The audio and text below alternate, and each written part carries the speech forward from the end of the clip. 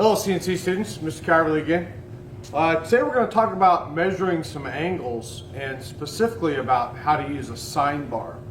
So why would we use a sine bar? Where would we use it? So let's talk about that for a minute. So let's look at a little sample part. This is one of our project pieces from MT201. These are side plates for our tape dispenser.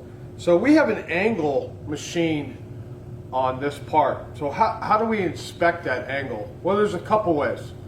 The first way is what we call semi-precision measurement. We can use a protractor. We can put our protractor up against this edge and kind of try to measure this angle. You can see it's a little bit awkward. Maybe it works better this way, trying to measure the angle. Even when I get this located on here and I check this angle, really my accuracy on this is probably no better than plus or minus 1 degree, which can be okay for some applications, but also it's not very accurate, especially with some precision machining. So how can we measure that? Well, we have another tool called a sine bar.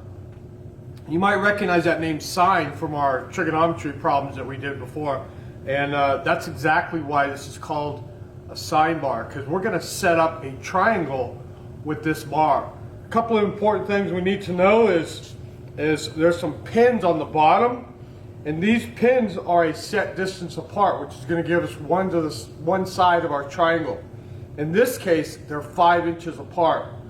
So I need to set up a 45-degree angle with a 5-inch sine bar. So how do I do that? Well, let's go back to the classroom and I'll show you how. Okay, so now we're back in the classroom, going to talk continually about our sine bar again. And we need to set up a 45-degree angle on the sine bar. So how does this work? Well, to set our sine bar, we have to know this distance between these pins. And these will vary. Some of them are 5-inch, some are 7-inch, some are 10-inch sine bars. They even make full big sine plates that can go up on an angle, which helps us to set our part on. So here's the principle. If we know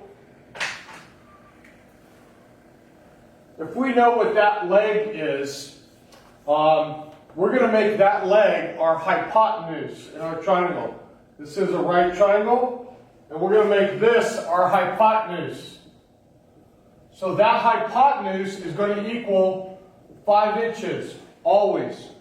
We also know that we want to set this at a 45-degree angle.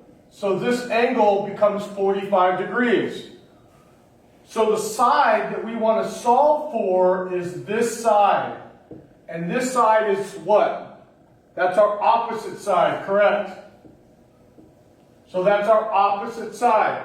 What this represents is gauge blocks that we're going to stack on top of each other and put underneath this pin, and we're going to raise that sine bar to a 45-degree angle. So again, we're going to use our trusty TI-30X calculator.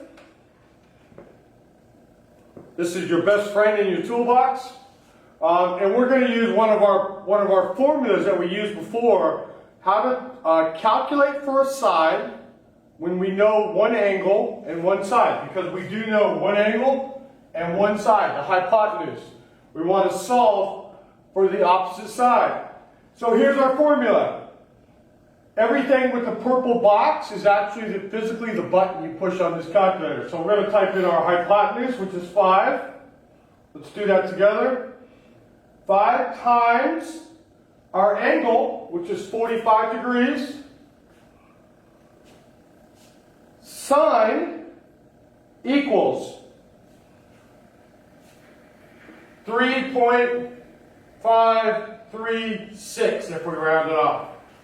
So we're going to go back into the shop now, and we're going to take gauge blocks, stack up 3-inch 536, put it on one side of our sine bar, and we're going to have a 45-degree angle, and I'll show you how to check it after that. Okay, so now we've calculated what our gauge block height should be. That number was 3-inch 536. We're going to use that to set our sine bar. So I've already stacked the gauge blocks. I have a 3-inch block, a 400 thousandths block, and a 136 block stacked together. So that gives us our number. So I'm going to take this gauge block, I'm going to turn it sideways, and I'm going to put one of these pins up on top of this on top of the gauge blocks. So I'll gently do that. So right now what we've done is we've put this sine bar on exactly a 45-degree angle. And you'll see if I place my part on here that now this has become horizontal to our surface plate. Now we can take an indicator, we can measure across that, we can measure for any irregularities in that size. If this isn't flat at this point, I know my machining's off, and I can alter my gauge blocks a little bit to find out exactly what angle it is. Maybe I need to alter my program and do an offset somehow, but it gives me a good way to measure this off the machine. This sine bar can also be used in the machine. Sometimes we'll set these in the machine and put a part on it and clamp it in the vise. That way we've created the angle here, and then we can just machine flat. We can also use the sine bar to put on our vise, to put our vise on angle. A lot of different uses for this. Really handy tool to set up angles and check them very accurately. Keep making chips, keep having fun.